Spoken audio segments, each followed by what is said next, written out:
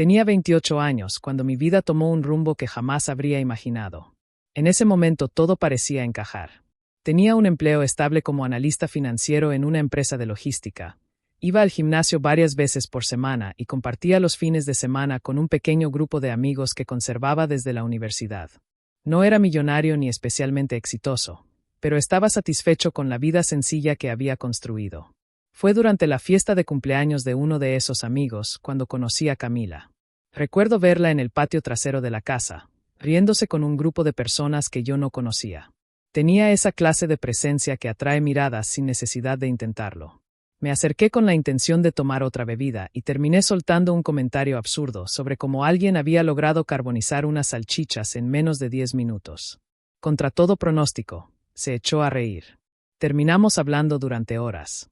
Descubrí que trabajaba en recursos humanos, que adoraba las películas antiguas y que tenía la costumbre de citar frases de series en conversaciones normales. Yo, por mi parte, hice lo que cualquier hombre enamorado hace cuando conoce a alguien que parece perfecto. Ignoré todas las señales que podrían indicar que estaba avanzando demasiado rápido. 8 meses después nos casamos. Si me preguntas hoy si fue una locura, te responderé que sí. Pero en aquel entonces sentía que había encontrado a la persona indicada. Los primeros meses de matrimonio fueron normales. No eran perfectos, pero tampoco había grandes conflictos. Había discusiones por tonterías domésticas, desacuerdos sobre qué color pintar una pared o quién olvidó sacar la basura. Nada fuera de lo común. Todo cambió cuando Camila quedó embarazada de nuestro primer hijo. Cuando me mostró la prueba positiva, lloré. No de tristeza ni de miedo. De felicidad. La primera vez que sostuve a Mateo entre mis brazos, sentí que mi vida adquiría un propósito completamente distinto. Tenía mis ojos y una expresión permanentemente confundida que enternecía a cualquiera. Es difícil explicar lo que se siente al convertirse en padre por primera vez. De pronto, cada decisión deja de girar alrededor de uno mismo. Trabajaba jornadas largas, pero al regresar a casa intentaba participar en todo lo relacionado con el bebé. Cambiaba pañales, preparaba biberones, caminaba por el salón durante la madrugada intentando descifrar por qué lloraba. Hubo una noche especialmente difícil. Mateo llevaba horas despierto. Nada parecía calmarlo. Lo sostuve contra mi pecho mientras caminaba de un lado a otro por el pasillo, improvisando canciones infantiles con letras completamente ridículas. Finalmente se quedó dormido. Yo permanecí inmóvil durante varios minutos, demasiado feliz como para atreverme a mover un solo músculo. Pensé que aquellos serían los recuerdos más importantes de mi vida. No sabía que también serían algunos de los últimos momentos verdaderamente tranquilos que tendría durante mucho tiempo. Poco a poco, Camila comenzó a cambiar. Al principio fueron pequeños detalles. Comentarios sarcásticos. Suspiros de irritación. Críticas constantes. Llegaba agotado del trabajo y parecía que cualquier cosa podía desencadenar una discusión. Si olvidaba comprar algo en el supermercado, era una tragedia. Si llegaba 10 minutos tarde, significaba que no me importaba la familia. Intenté compensarlo. Preparaba la cena. Me ocupaba del bebé durante la noche. Organizaba salidas para que pudiéramos reconectar como pareja. Nada parecía suficiente. Cuando Mateo tenía apenas unos meses, reservé una mesa en el restaurante donde habíamos tenido nuestra primera cita. Mi madre aceptó cuidar al bebé durante unas horas. Incluso compré unos pendientes que Camila había mencionado semanas atrás mientras caminábamos frente a una joyería. Llegué a casa con flores. Esperaba sorprenderla. En lugar de entusiasmo, recibí una expresión de fastidio. Dijo que prefería quedarse en casa viendo televisión. Después de insistir un poco, aceptó salir conmigo, aunque pasó casi toda la preparación mirando la pantalla del teléfono. Durante la cena apenas habló. Cuando le entregué el regalo, agradeció con la misma emoción con la que alguien recibe un recibo de compra. Regresamos a casa en silencio. Y por primera vez me pregunté si nuestro matrimonio estaba comenzando a desmoronarse. Meses después, Camila volvió a quedar embarazada. El nacimiento de nuestra hija Valentina debería haber sido una celebración. Sin embargo, coincidió con una etapa en la que la distancia emocional entre nosotros ya era imposible de ignorar. Empezó a proteger exageradamente su teléfono. Salía de la habitación para responder llamadas. Se molestaba si le hacía preguntas simples sobre dónde había estado o por qué llegaba tarde. Si expresaba alguna preocupación, me acusaba de ser controlador. Recuerdo perfectamente la madrugada en que comencé a sospechar que había algo más. Me había levantado para revisar si Mateo seguía dormido. Al volver hacia nuestra habitación vi el resplandor del teléfono iluminando la oscuridad. Eran casi las 2 de la mañana. Camila escribía mensajes con rapidez. Al notar mi presencia, bloqueó la pantalla. No dije nada, pero la inquietud quedó instalada. Después del nacimiento de Valentina, la situación empeoró. Una noche, mientras ella se duchaba, apareció una notificación en el teléfono. El mensaje provenía de alguien llamado Diego. No decía nada explícito. Solo una frase sencilla. Extraño nuestras conversaciones. Fue suficiente. No la enfrenté inmediatamente. Necesitaba entender qué estaba ocurriendo antes de actuar impulsivamente. Sin embargo, su actitud se volvió cada vez más fría. Distante. Indiferente. Una noche intenté tener una conversación honesta. Le expliqué que sentía que nos habíamos convertido en dos desconocidos compartiendo el mismo techo. Que extrañaba a la mujer con la que me había casado. Su respuesta fue cortante. Dijo que estaba agotada. Que había tenido 2 hijos en muy poco tiempo. Que no tenía energía para fingir felicidad. Le respondí que no le estaba pidiendo una actuación. Solo respeto. Entonces explotó. Me reprochó decisiones que ambos habíamos tomado juntos. Actuó como si todo el peso de nuestra vida familiar hubiese recaído exclusivamente sobre ella. Me quedé sin palabras, porque sabía que esa conversación ya no trataba sobre el cansancio. Trataba sobre algo mucho más profundo, y mucho más irreversible. Poco después dejé de intentar reparar una relación que parecía haberse roto unilateralmente. Volqué toda mi atención en Mateo y Valentina. Ellos seguían necesitando a su padre. Y eso era lo único que realmente tenía claro en ese momento. 4 meses después de aquella conversación encontré los documentos del divorcio sobre la mesa del comedor. Ni una charla previa. Ni una propuesta para acudir a terapia. Ni siquiera una discusión definitiva que anunciara el final. Solo una carpeta marrón y una nota escrita con una frialdad quirúrgica. Merezco ser feliz. Recuerdo haberme quedado inmóvil, sosteniendo aquellos papeles mientras escuchaba a Mateo jugar con unos bloques de construcción en la alfombra. Valentina dormía en su Moisés. El televisor estaba encendido sin volumen. Y yo sentía que alguien acababa de arrancarme el suelo bajo los pies. Le pregunté directamente si había otra persona. Camila evitó mirarme. Dijo que aquello no se trataba de nadie más. Que simplemente habíamos dejado de funcionar como pareja. No respondió realmente a la pregunta. Y eso, en cierto modo, fue respuesta suficiente. Aún así, me negué a convertir el divorcio en una guerra. Por nuestros hijos. Ambos teníamos trabajos estables, así que acordamos repartir bienes y establecer una custodia compartida sin pensión alimenticia adicional. Firmé aquellos documentos sintiendo que estaba despidiéndome de la vida que había imaginado construir. Lo más difícil fue abandonar la casa.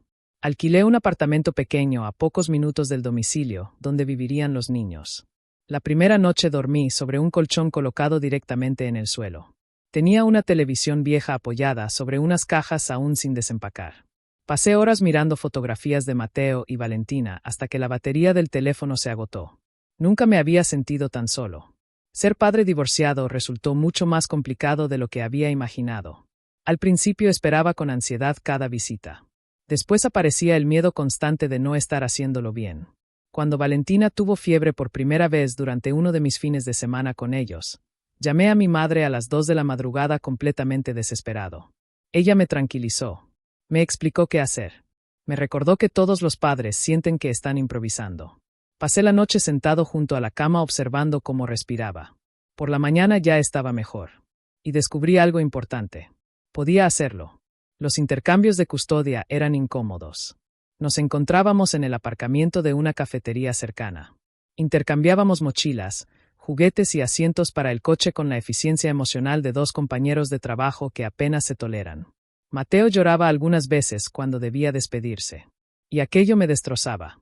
Valentina todavía era demasiado pequeña para comprender lo que ocurría. Pero Mateo sí entendía que algo había cambiado. Una tarde, mientras lo llevaba de regreso a casa, me hizo una pregunta que me dejó sin aire. ¿Por qué ya no vives con nosotros? Tuve que concentrarme para no romperme frente a él. Porque mamá y yo pensamos que podemos ser mejores padres viviendo en casas diferentes, respondí. Pero eso no cambia cuánto te queremos. Se quedó pensando unos segundos. Luego preguntó. ¿Entonces tengo 2 habitaciones? No pude evitar reír. Los niños tienen una capacidad extraordinaria para adaptarse a situaciones que destrozarían emocionalmente a muchos adultos. El tiempo comenzó a avanzar. Encontramos cierta normalidad dentro del caos. Hasta que, aproximadamente un año después del divorcio, Camila inició una nueva relación. El hombre se llamaba Sergio. Lo primero que pensé al verlo fue que parecía excesivamente cómodo ocupando espacios que no le correspondían. Trabajaba como asesor independiente en estrategias digitales. Según entendí más adelante, aquello significaba que trabajaba menos horas de las que presumía. Mientras tanto, Camila asumía gran parte de las responsabilidades económicas del hogar. Se casaron cuando Mateo tenía 4 años. Valentina apenas había cumplido 2. Y de pronto mis hijos pasaron a formar parte de una familia ensamblada que yo apenas conocía. Sergio tenía una hija llamada Abril, prácticamente de la edad de Mateo. Después tuvieron un hijo juntos. La primera vez que traté directamente con él fue durante una actividad escolar. Yo ayudaba a Mateo a colgar su mochila cuando apareció junto a Camila con una sonrisa exageradamente amistosa. «Tú debes ser Daniel», dijo, extendiendo la mano. «He escuchado mucho sobre ti». Acepté el saludo por educación. «Espero que nada demasiado malo». Se rió con una intensidad desproporcionada, como alguien que intenta establecer dominio a través del carisma forzado. «Los niños parecen llevarse genial», comentó señalando a Mateo y Abril. «Ya son prácticamente inseparables». No respondí de inmediato. Había algo en la manera en que hablaba que me incomodaba profundamente, como si intentara apropiarse de una historia que había comenzado mucho antes de su llegada. Aún así, mantuve la compostura. Por Mateo. Siempre por Mateo y Valentina. Los meses siguientes estuvieron llenos de pequeños momentos incómodos. Recuerdo especialmente la primera vez que dejé a los niños en la nueva casa tras la boda. En la entrada había un cartel decorativo con los nombres de todos los miembros de aquella nueva familia. Todos, excepto el mío. A pesar de que Mateo y Valentina llevaban mi apellido. No dije nada. Aprendí que no todas las batallas merecen librarse. Pero hubo una situación que sí logró afectarme más de lo que esperaba. Una noche, durante la cena en mi apartamento, Mateo comentó casualmente: «Sergio me va a enseñar a montar bicicleta». Sonreí. «Eso está muy bien». Entonces añadió: «Dice que puedo llamarlo Papá Sergio si quiero». La porción de pizza que acababa de masticar se convirtió en cemento dentro de mi garganta. Intenté mantener la calma. «¿Papá Sergio?» Mateo asintió. «Porque también cuida de nosotros». Tuve que levantarme unos minutos para recomponerme. Cuando regresé, me arrodillé junto a él. «Cariño, tú ya tienes un papá». «Yo». «Sergio puede ser Sergio. No necesitas llamarlo de otra manera». Mateo bajó la mirada. «Mamá dice que es una forma respetuosa de hablarle». Aquella noche escribí a Camila. Le expliqué que la situación me resultaba incómoda. Su respuesta llegó bastante después. «Fue idea de Mateo. No conviertas esto en un problema». Sabía que no era cierto. Pero también sabía que obligar a Mateo a elegir bandos solo empeoraría las cosas. Así que hice lo único que podía hacer. Seguí siendo su padre. Trabajé más duro. Acepté ascensos. Ahorré cuanto pude. Y finalmente logré comprar una casa modesta ubicada cerca de excelentes escuelas públicas. Todo lo que hacía tenía un único objetivo: construir estabilidad para mis hijos. Mientras tanto, Sergio parecía disfrutar lanzando comentarios cargados de dobles intenciones cada vez que coincidíamos. Durante una feria científica escolar observábamos el proyecto de Mateo cuando se acercó sonriendo. «Bonito coche nuevo», comentó. Conducía un sedán usado con varios años encima. «Cumple perfectamente su función», respondí. Sergio acomodó el reloj que llevaba en la muñeca. «Algunos entendemos lo que significa sacrificarse por una familia grande». Me limité a sonreír con cortesía antes de alejarme. No iba a ofrecerle el enfrentamiento que parecía buscar desesperadamente. Situaciones similares comenzaron a repetirse. Excursiones escolares. Festivales deportivos. Reuniones de padres. Sergio hablaba constantemente sobre los sacrificios que implicaba criar 4 niños. Y se refería a Mateo y Valentina como si fueran sus hijos. Cada vez que lo hacía sentía un nudo en el estómago. Pero permanecía en silencio. Hasta que un día cruzó un límite completamente distinto. Durante una salida organizada por el colegio, se sentó frente a mí durante el almuerzo mientras los niños jugaban. «El sistema de custodia compartida es complicado para ellos», comentó. No respondí. Continuó hablando. Camila y yo creemos que quizás sería mejor que vivieran principalmente con nosotros y te visitaran algunos fines de semana. Sentí que el agua que acababa de beber estuvo a punto de salir disparada. Lo observé fijamente. El acuerdo de custodia no está abierto a discusión. Y mucho menos contigo. Sergio levantó ambas manos fingiendo inocencia. Solo estoy transmitiendo preocupaciones. Queremos lo mejor para los niños. Lo miré durante varios segundos antes de responder. Entonces preocúpate por respetar los límites que corresponden a tu papel. Me levanté. Fui a buscar a Mateo y Valentina. Y mientras los veía correr felices por el patio del colegio, comprendí algo importante. Aquella conversación no sería la última. En realidad, era apenas el comienzo. Con el paso de los años aprendí a ignorar muchas cosas. Aprendí a no reaccionar cuando Sergio hacía comentarios innecesarios durante los eventos escolares. Aprendí a respirar hondo cuando escuchaba a Mateo decir que habían ido a esquiar o que papá Sergio les había comprado una nueva consola. Aprendí a sonreír cuando por dentro tenía ganas de preguntar quién le había otorgado el derecho de ocupar espacios que yo llevaba años construyendo con esfuerzo. Pero había algo que no estaba dispuesto a aceptar: que mis hijos fueran utilizados para satisfacer las expectativas de otra familia. Al principio fueron detalles aparentemente insignificantes. Camila empezó a sugerir que trajera regalos también para Abril cuando recogía a Mateo y Valentina. No es agradable que ella vea que solo ellos reciben cosas, comentaba. Si llevaba un helado para mis hijos después de una visita al dentista, aparecía una observación. Si les compraba camisetas para el equipo de fútbol, surgía otra crítica. Todo parecía conducir hacia la misma idea: que debía comportarme como si todos los niños del otro hogar fueran igualmente mi responsabilidad. Una tarde, mientras abrochaba los cinturones de Mateo y Valentina en el coche, Camila volvió a sacar el tema. «Podrías llevar también a Abril al cine alguna vez», dijo con naturalidad. «Los niños ya se consideran hermanos». Cerré la puerta del coche antes de responder. Me alegra que se lleven bien, pero mi tiempo con Mateo y Valentina ya es limitado. Necesito aprovecharlo con ellos. Su expresión cambió inmediatamente. Qué forma tan cruel de hacer sentir excluida a una niña. Respiré profundamente. No estoy excluyendo a nadie. Estoy ejerciendo mi papel como padre. No le gustó la respuesta. Y a partir de ese momento dejó de disimular su descontento. Los años continuaron avanzando. Mateo y Valentina crecían rápidamente. Y comenzaron a destacar académicamente de una manera que me llenaba de orgullo. Mateo tenía una facilidad increíble para la programación. Podía pasar horas creando pequeños proyectos en el ordenador sin aburrirse. Valentina, por otro lado, tenía una mente extraordinariamente analítica. Desarmaba juguetes electrónicos solo para descubrir cómo funcionaban y luego intentaba reconstruirlos. Cuando investigué opciones educativas que pudieran potenciar esas habilidades, encontré un prestigioso colegio privado especializado en ciencias y tecnología. Era costoso, muy costoso, pero después de revisar programas académicos, resultados y oportunidades futuras, decidí que valía cada sacrificio. Llevaba años ahorrando precisamente para brindarles ese tipo de oportunidades. Me reuní con Camila para hablar del tema. Esperaba entusiasmo, quizá incluso gratitud. En cambio, recibí otra discusión. ¿Y Abril?, preguntó inmediatamente. Parpadeé varias veces. ¿Qué pasa con Abril? ¿No sería justo que Mateo y Valentina tengan acceso a esa educación mientras ella no puede asistir? La miré incrédulo. Voy a cubrir completamente los gastos de nuestros hijos. Camila cruzó los brazos. Estás creando divisiones dentro de la familia. No. Estoy invirtiendo en la educación de mis hijos. La conversación se extendió durante casi una hora. Finalmente quedó claro que yo asumiría todos los costes relacionados con Mateo y Valentina. Lo demás no era mi responsabilidad. Aunque Camila nunca dejó de hacerme sentir que, según ella, estaba actuando de manera egoísta.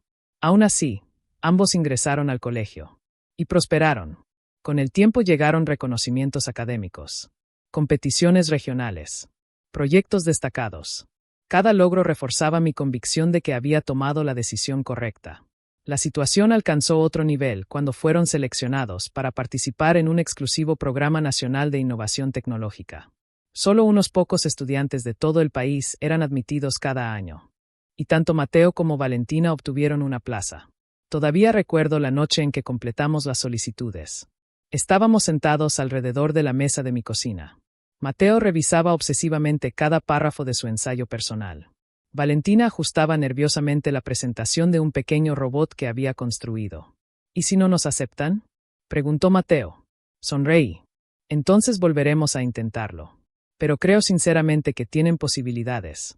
Un mes más tarde llegaron los correos electrónicos. Les permití abrirlos ellos mismos. Los dos comenzaron a gritar de emoción. Valentina saltó sobre el sofá. Mateo leyó varias veces el mensaje antes de aceptar que era real. Salimos a celebrarlo con helado. Aquella noche regresé a casa sintiendo que todos los sacrificios realizados durante años habían valido la pena. El programa implicaba una inversión considerable. Inscripción, materiales, viajes, equipos especializados.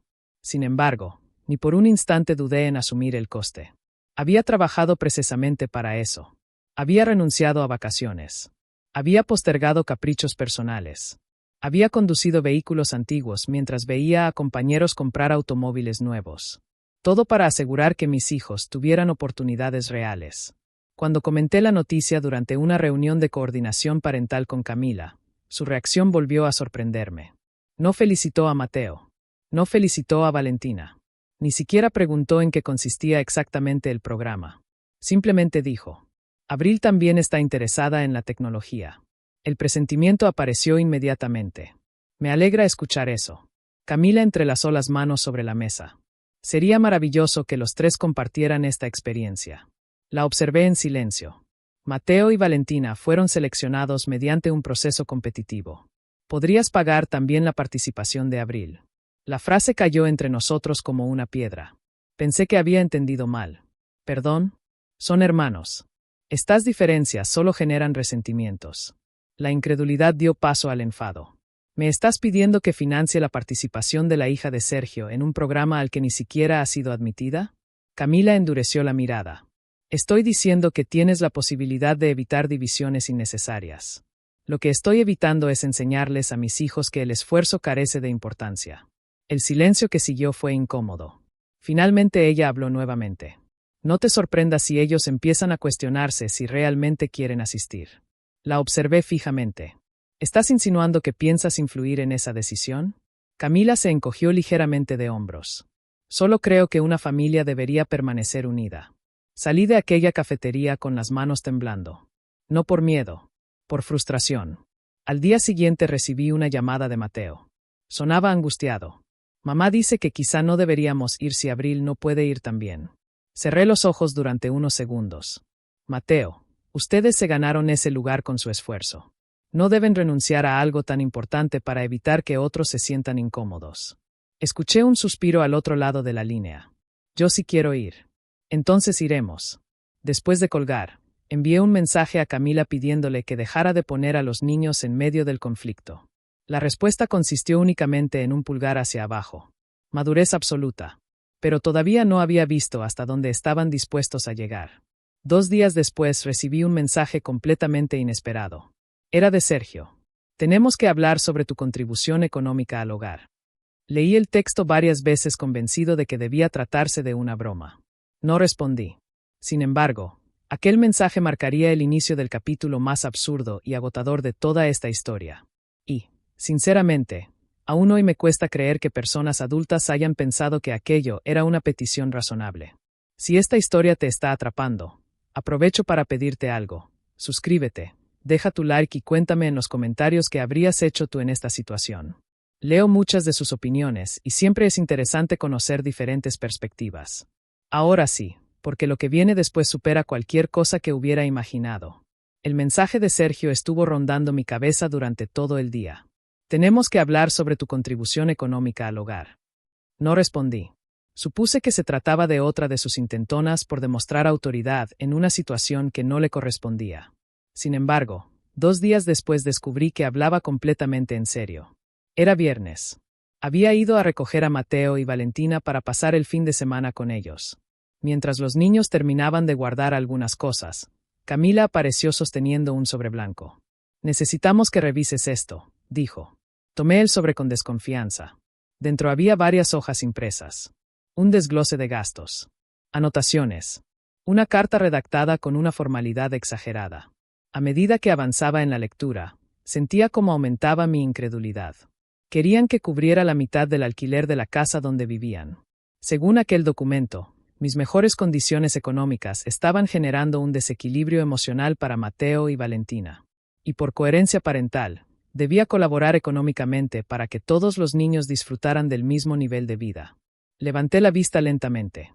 ¿Esto es una broma? Camila frunció el ceño. No estamos bromeando. ¿Me están pidiendo que pague parte del alquiler de la casa donde vives con tu esposo? Es por el bienestar de los niños. No pude evitar soltar una carcajada incrédula. El bienestar de los niños no depende de que yo financie la vivienda de tu nueva familia. En ese momento apareció Sergio, como si hubiese estado esperando detrás de la puerta para entrar en escena. Un hombre de verdad apoyaría a toda la familia, dijo. Lo miré fijamente. Por primera vez en años sentí un impulso genuino de perder el control. ¿Sabes qué hace un hombre de verdad? Respondí. Mantiene a la familia que decidió formar sin pedirle dinero al exmarido de su esposa. La expresión de Sergio cambió de inmediato. Baja la voz. Los niños están cerca. Entonces no conviertas la recogida de los niños en una reunión financiera. Camila intervino rápidamente. Esto es crianza compartida. La observé durante varios segundos antes de responder. No. Crianza compartida significa criar juntos a Mateo y Valentina. No significa sostener económicamente las decisiones que ustedes tomaron después del divorcio. Llamé a los niños. Subimos al coche. Y conduje en silencio durante varios minutos. Noté que estaba sujetando el volante con tanta fuerza que los nudillos se habían vuelto blancos. ¿Estás bien, papá? Preguntó Valentina desde atrás. Forcé una sonrisa. Sí. Solo estaba pensando qué película veremos esta noche. Cuando los niños se durmieron, salí al patio trasero con una botella de cerveza. Necesitaba hablar con alguien que pudiera ofrecerme una perspectiva externa. Llamé a Mauricio. Habíamos sido amigos desde la universidad. También había atravesado un divorcio complicado años atrás. Le expliqué toda la situación. Hubo unos segundos de silencio. ¿De verdad te están pidiendo que pagues el alquiler de la casa donde viven con otro hombre? Preguntó finalmente. Exactamente eso. Daniel, escucha atentamente. Tú eres responsable de tus hijos. Punto. Si tienen comida, ropa, atención médica y estabilidad emocional, estás cumpliendo con tu deber. Me quedé callado. ¿Y si tienen razón? Pregunté. ¿Y si realmente estoy perjudicando a Mateo y Valentina al no integrarme económicamente? Mauricio soltó un suspiro. Los niños no necesitan igualdad absoluta entre hogares. Necesitan amor, seguridad y coherencia. No permitas que te hagan sentir culpable por establecer límites razonables. Sabía que tenía razón.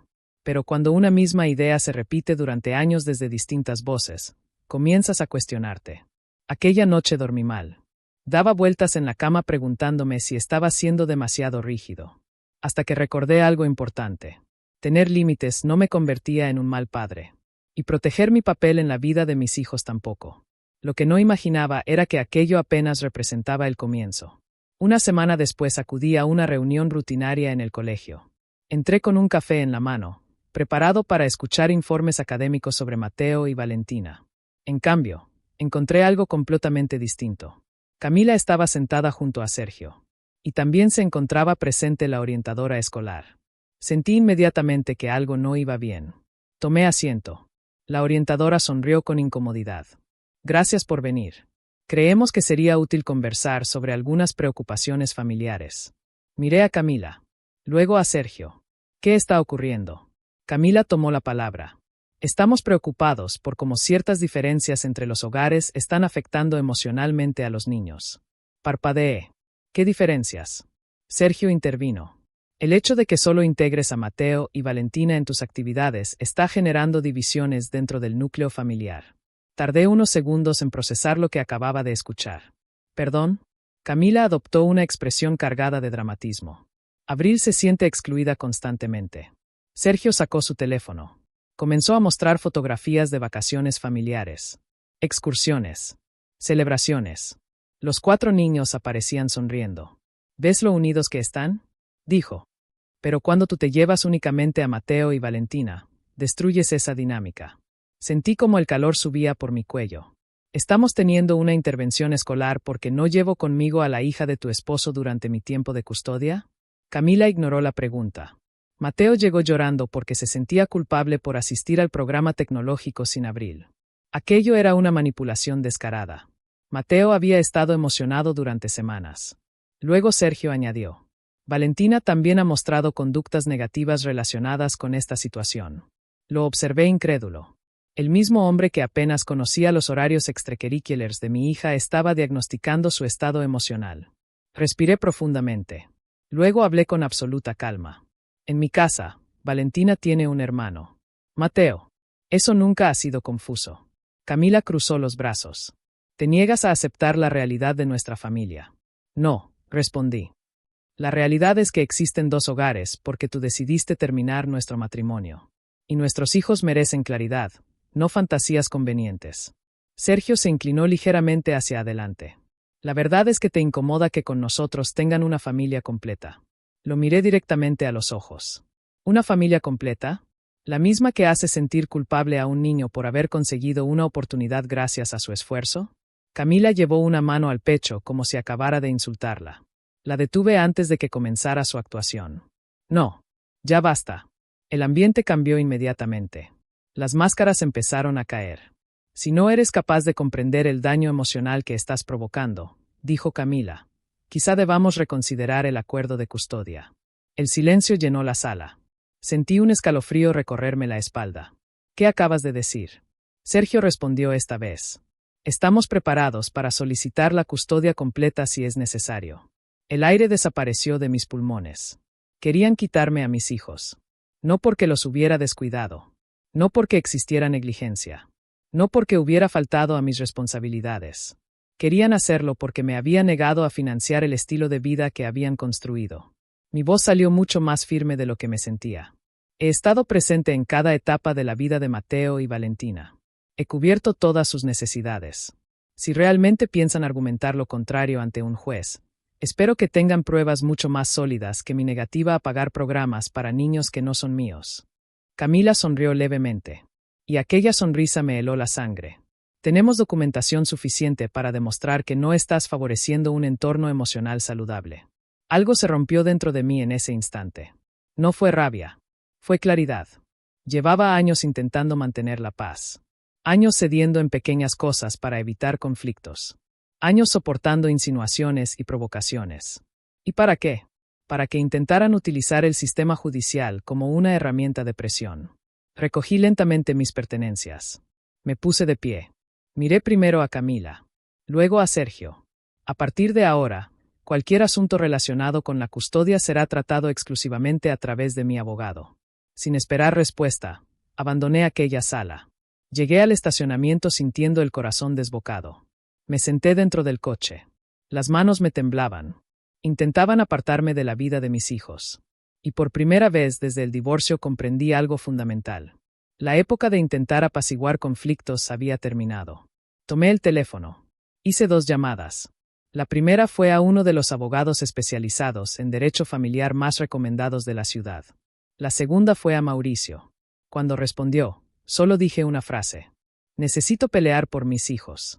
Y, por primera vez en muchos años, estaba dispuesto a dejar de retroceder. Los siguientes días fueron una mezcla agotadora de miedo, determinación y una extraña sensación de alivio. Miedo porque estaba a punto de enfrentar una batalla legal relacionada con las 2 personas más importantes de mi vida. Determinación porque sabía que no había hecho nada malo. Y alivio porque, por fin, dejaba de fingir que todo podía resolverse siendo eternamente comprensivo. La primera reunión con mi abogada fue mucho más intensa de lo que esperaba. Se llamaba Verónica. Escuchó mi historia durante más de 2 horas sin interrumpirme demasiado. Tomó notas. Hizo preguntas específicas. Pidió fechas exactas. Cuando terminé, se quedó en silencio unos segundos. Necesito que seas completamente honesto conmigo, dijo. ¿Hay algo que puedan utilizar legítimamente para cuestionar tu capacidad como padre? Negué con la cabeza. Jamás he faltado a una visita. He estado presente en cada consulta médica, en cada acto escolar, en cada actividad importante. Verónica asintió lentamente. Entonces vamos a centrarnos en los hechos. Aquella frase se convirtió en una especie de mantra durante los meses siguientes. Los hechos. No las emociones. No las provocaciones. No las acusaciones vacías. Los hechos. Mientras externamente mantenía una actitud cordial durante los intercambios de custodia, en privado comencé a construir una defensa sólida.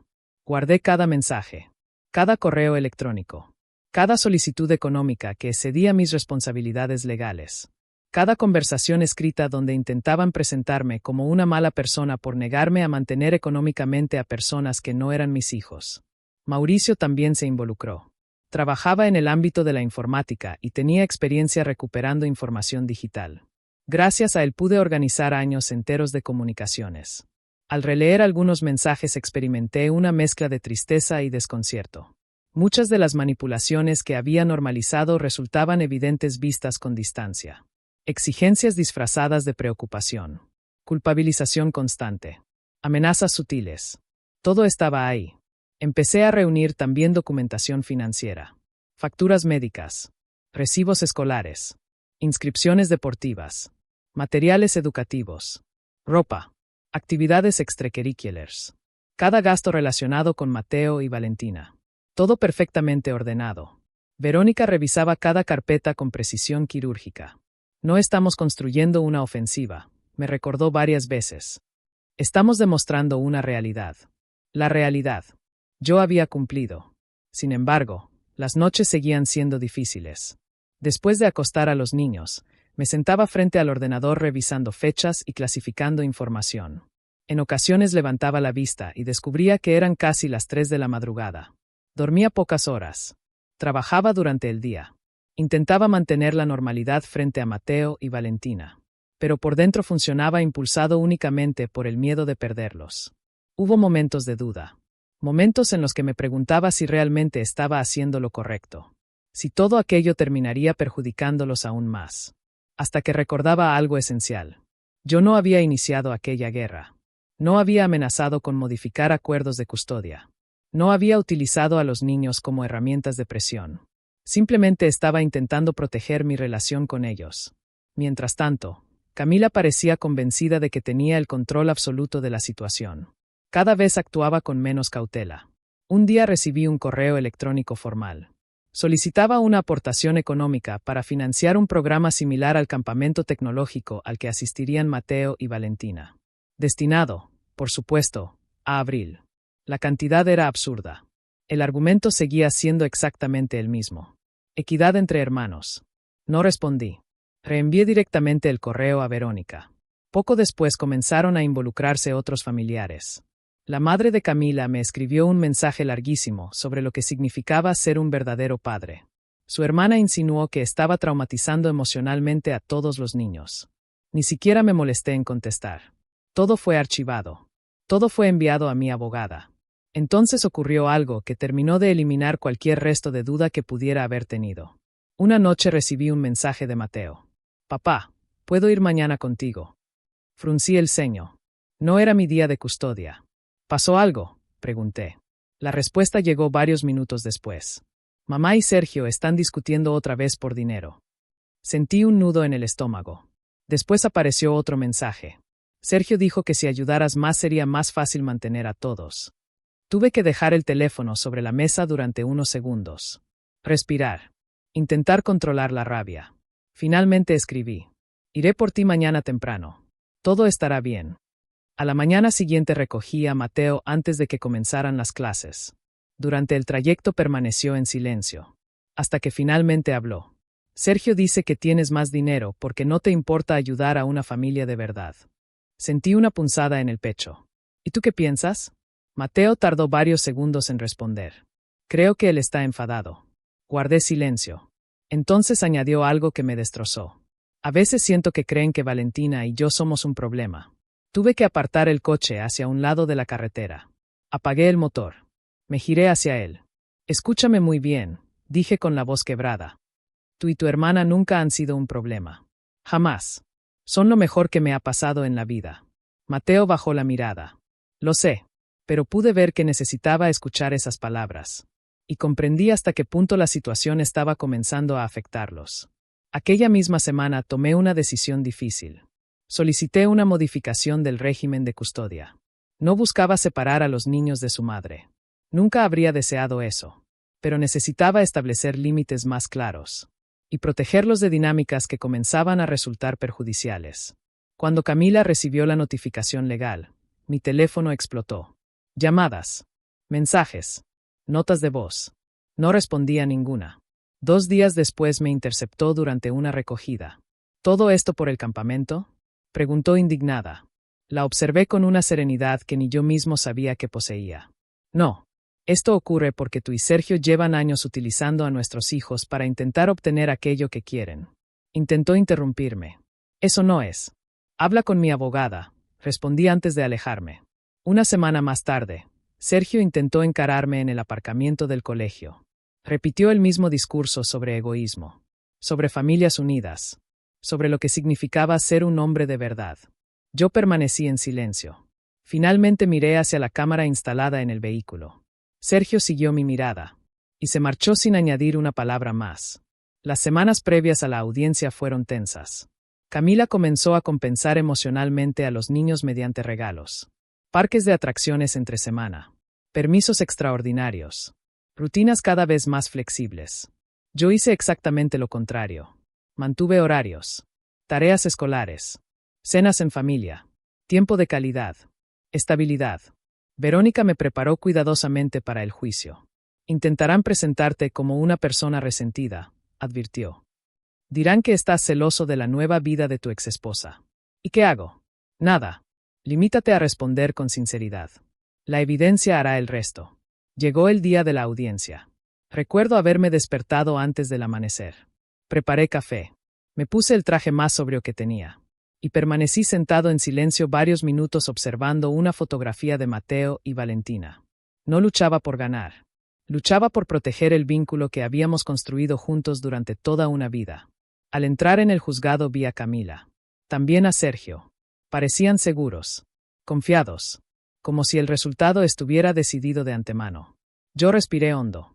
Apreté la carpeta que contenía años enteros de pruebas. Y entré en aquella sala dispuesto a contar la verdad. ¿Por qué?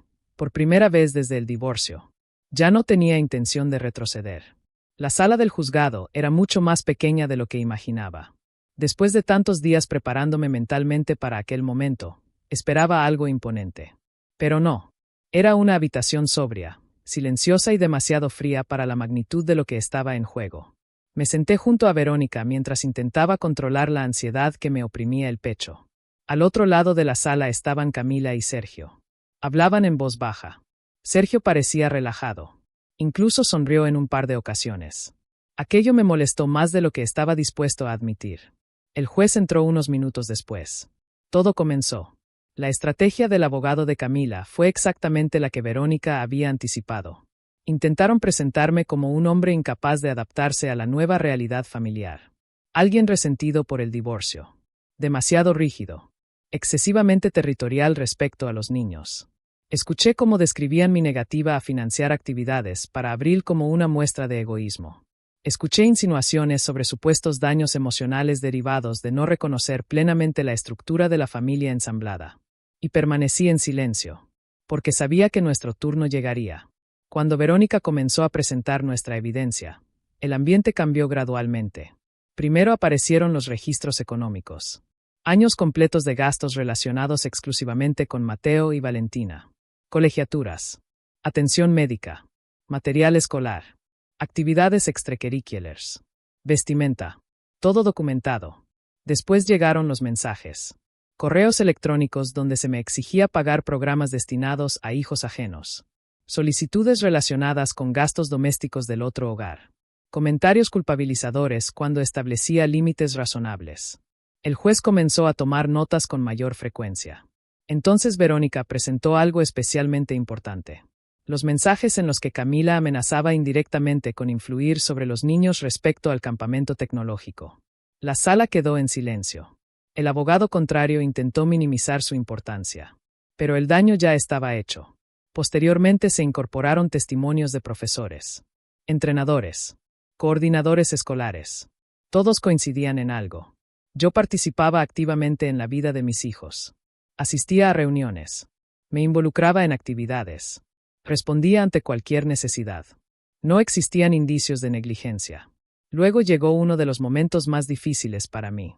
Verónica mencionó los comentarios realizados delante de los niños, especialmente aquellos que hacían sentir a Mateo responsable de conflictos económicos que jamás debieron recaer sobre sus hombros. Recordé el mensaje donde decía sentirse como un problema, y tuve que apretar las manos bajo la mesa para mantener la compostura. Sergio dejó de sonreír. La tensión en su rostro comenzó a hacerse evidente. Cuando llegó mi turno para declarar, respiré profundamente antes de sentarme frente al juez. Respondí cada pregunta con honestidad, sin dramatizar, sin exagerar. Expliqué que jamás había intentado reemplazar la figura materna de Camila, que nunca había impedido la relación entre ella y nuestros hijos, que siempre había fomentado el respeto. También expliqué algo que llevaba años intentando expresar sin éxito. Entiendo perfectamente que mis hijos tengan vínculos afectivos con otras personas importantes en su vida, dije. Lo que nunca he aceptado es que se utilicen esos vínculos para ejercer presión emocional o económica sobre ellos o sobre mí. El juez me observó atentamente. ¿Tiene usted algún inconveniente con que los menores mantengan relación con sus hermanastros? Ninguno, respondí inmediatamente. Lo que cuestiono es la expectativa de que yo asuma responsabilidades financieras respecto a niños que no son mis hijos biológicos ni legales. La diferencia era enorme, y parecía quedar cada vez más clara.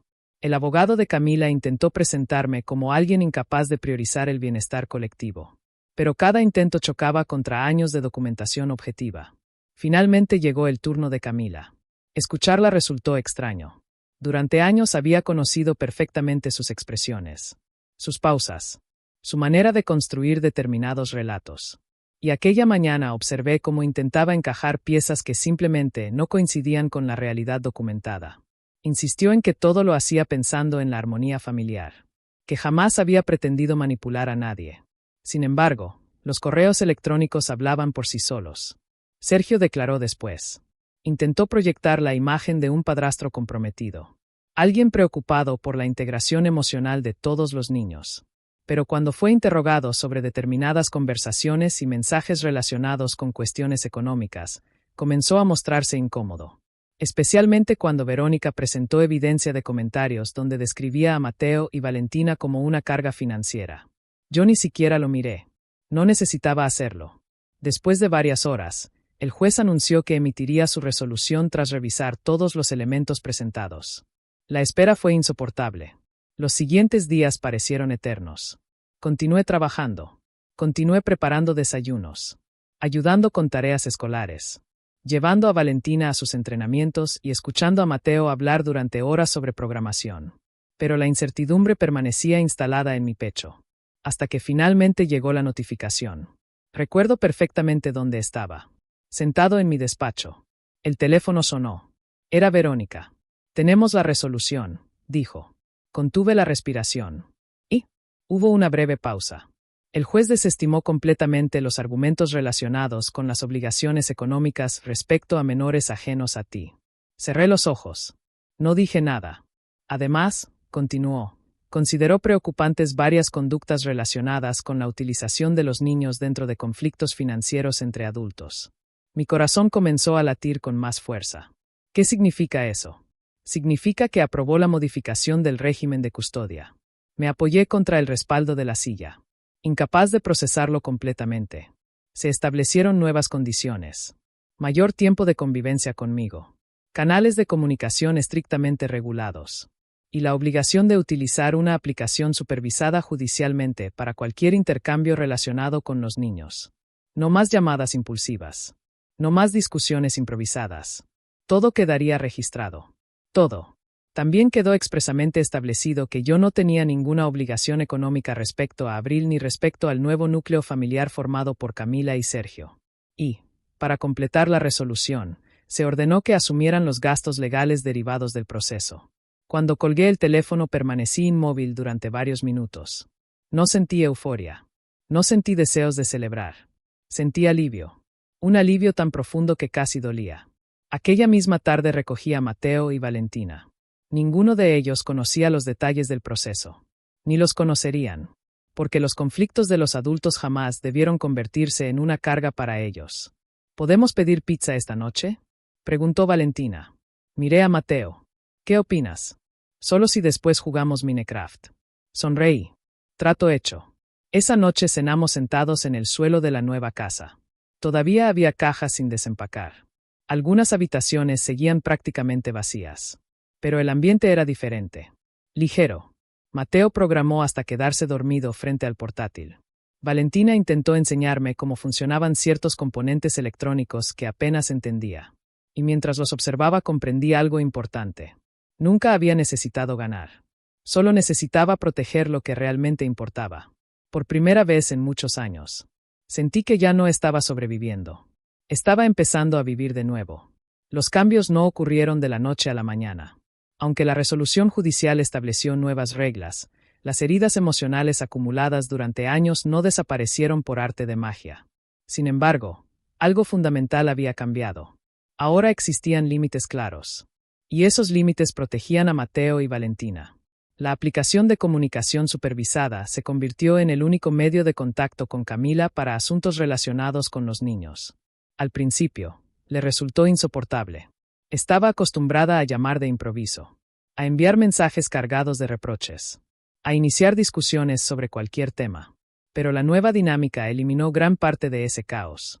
Cada conversación quedaba registrada. Cada solicitud debía formularse con claridad. Y, curiosamente, cuando las palabras podían ser revisadas por terceros, muchas de las acusaciones desaparecieron. Los niños también comenzaron a cambiar. No de forma inmediata, pero sí de manera evidente. Mateo volvió a hablar con entusiasmo sobre sus proyectos de programación. Ya no parecía preocupado por decepcionar a alguien cada vez que lograba algo importante. Volvía a ser un niño. Valentina dejó de pedir permiso para disfrutar las cosas. Recuerdo una conversación que tuvimos mientras preparábamos la cena juntos. «Papá», dijo mientras cortaba tomates con una concentración exagerada. «¿Está mal sentirse feliz aquí?» La pregunta me dejó paralizado. Dejé el cuchillo sobre la encimera. «¿Por qué preguntas eso?» Se encogió de hombros. «A veces siento que si estoy muy feliz contigo, mamá podría ponerse triste». Me arrodillé para quedar a su altura. «Escúchame bien. Nunca está mal sentirse feliz. Tú tienes derecho a disfrutar del tiempo con mamá y también del tiempo conmigo. No tienes que elegir». Valentina me abrazó con fuerza. Y comprendí hasta qué punto los niños absorben tensiones que los adultos creen ocultar. Mientras tanto, la situación en casa de Camila parecía volverse cada vez más complicada. No porque mis hijos me lo contaran directamente. De hecho, intentaba evitar hacer preguntas que pudieran ponerlos en una posición incómoda. Pero ciertos comentarios surgían de manera espontánea. Mateo mencionó una tarde que Sergio estaba trabajando menos. Otra vez comentó que había muchas discusiones relacionadas con dinero. Yo escuchaba, asentía, y cambiaba de tema. No iba a convertir a mis hijos en fuentes de información sobre la vida privada de su madre. No importaba cuánto resentimiento hubiera existido entre nosotros. Ellos merecían conservar la libertad de querer a ambos padres. Unos meses después llegó el esperado campamento tecnológico. Mateo y Valentina llevaban semanas contando los días. Prepararon listas. Revisaron equipaje. Hablaron sin descanso sobre los talleres a los que querían asistir. Cuando finalmente llegó el momento de despedirnos en el aeropuerto, sentí una mezcla extraña de orgullo y nostalgia. Mateo ajustó la correa de su mochila. ¿Crees que estaré a la altura? Sonreí. Creo que llevan años preparándose para esto. Valentina me abrazó antes de pasar el control de seguridad. Voy a ganar al menos una competición. No pude evitar reír. Esa confianza me preocupa un poco. Es realismo, respondió muy seria. Aquellas 2 semanas fueron extrañas. La casa se sintió inmensamente silenciosa. Pero también me permitieron reflexionar sobre todo lo ocurrido. Durante años había definido mi vida exclusivamente a través de mi papel como padre y de los conflictos derivados del divorcio. Había olvidado que seguía siendo una persona independiente, que también merecía reconstruirse. Cuando Mateo y Valentina regresaron, parecía que habían crecido varios años en cuestión de días. Traían historias, nuevos amigos, ideas para proyectos futuros, y una noticia que me dejó sin palabras. Ambos habían recibido invitaciones para regresar el año siguiente como participantes destacados dentro de programas avanzados. Esa noche celebramos con hamburguesas caseras. Mientras cenábamos, observé a mis hijos discutir apasionadamente sobre inteligencia artificial y diseño robótico. Y sentí algo que llevaba mucho tiempo sin experimentar. Paz. Los meses siguientes transcurrieron con una estabilidad que casi resultaba desconocida. Mateo ingresó en un programa especializado en desarrollo de software para jóvenes con altas capacidades. Valentina llevó a su equipo de robótica hasta competencias nacionales. Y yo empecé a redescubrir partes de mí mismo que habían permanecido dormidas durante años. Acepté invitaciones que antes habría rechazado. Volví a salir con amigos. Regresé al gimnasio con cierta regularidad. Y, para mi propia sorpresa, comencé a salir con alguien. Se llamaba Elena. Era profesora de literatura. Inteligente, divertida y extraordinariamente tranquila. Nuestra primera cita fue extrañamente sencilla. Hablamos sobre libros, viajes, música. Ninguno de los dos mencionó exparejas durante horas. Y aquella normalidad me resultó desconcertante. No sabía cuánto tiempo había pasado desde la última vez que mantuve una conversación libre de conflictos. No presenté inmediatamente a Elena a mis hijos. No quería precipitaciones. Había aprendido ciertas lecciones. Pero cuando finalmente ocurrió, todo fue mucho más natural de lo que esperaba. Valentina la interrogó durante 20 minutos sobre sus novelas favoritas. Mateo apenas levantó la vista del ordenador antes de preguntarle si prefería Android o iPhone. Elena respondió con absoluta seriedad que ambas opciones tenían defectos importantes. Y, por alguna razón, aquello bastó para ganarse el respeto de mis hijos. Una noche, varios meses después, Mateo y yo estábamos sentados frente a nuestros ordenadores revisando uno de sus proyectos. Sin apartar la vista de la pantalla dijo: «Me alegra que hayas dejado de ceder siempre». Lo miré sorprendido. «¿A qué te refieres?». Continuó escribiendo unas líneas de código antes de responder. Todo estaba poniéndose raro antes. Mamá y Sergio parecían enfadados constantemente por cosas relacionadas contigo. Y Valentina estaba empezando a sentirse culpable por todo. Tragué saliva. Nunca quise que ustedes estuvieran en medio de eso. Mateo asintió. Lo sé, pero estoy contento de que hicieras algo. Volvió a concentrarse en la pantalla como si acabara de comentar el clima.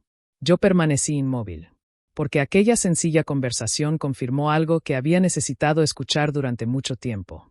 Había tomado la decisión correcta. No por orgullo. No por revancha. No para ganar una batalla contra Camila o Sergio. Lo había hecho por mis hijos. Y también por mí.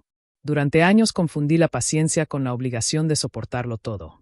Creí que ser un buen padre significaba sacrificarse hasta desaparecer. Pensé que evitar conflictos justificaba renunciar continuamente a mis propios límites. Estaba equivocado. Ser un buen padre también implica enseñar a los hijos que el respeto es importante, que el amor no debe utilizarse como herramienta de manipulación, que establecer límites sanos no es egoísmo, y que proteger la propia dignidad puede ser una forma de proteger a quienes más amas. Si alguien me hubiera dicho años atrás que terminaría sentado en el suelo de una casa aún llena de cajas, comiendo pizza mientras escuchaba a mis hijos debatir sobre programación y robótica, probablemente habría pensado que aquello representaba un fracaso. Ahora sé que era exactamente lo contrario. No obtuve la familia que imaginé cuando tenía 28 años. La vida no siguió el plan que había diseñado. Pero construimos algo diferente. Algo auténtico. Algo basado en estabilidad, respeto y cariño genuino. Y, honestamente, eso terminó siendo mucho más valioso.